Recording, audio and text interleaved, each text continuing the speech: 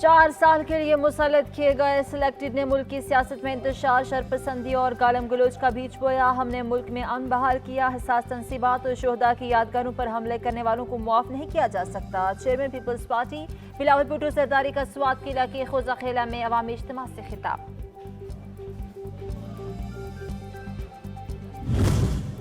जो कहता था किसी को नहीं छोड़ूंगा, इसे सबने छोड़ दिया। चेयरमैन पीटीआई ने माजी में थानों पर हमले किए, इसके कहने पर बिजली के बिल जलाए गए। वज़ीर दाखिला राना सनाउल्लाह के लफ्ज़ी वार कहा, जो कुछ 9 मई को हुआ इसकी बुनियाद 2014 में रखी गई।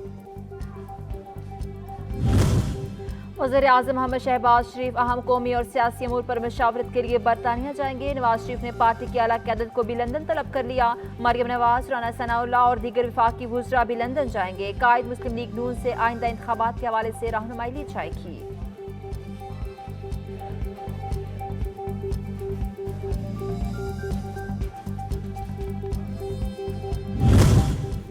और यूनान कश्ती हादसे में सवार कोटली के तकरीबन 50 अफराद ताहाल लापता। कश्ती में सवार एक ही खानदान के 12 अफराद समेत 28 अफराद का ताल्लुक खुरटा से है।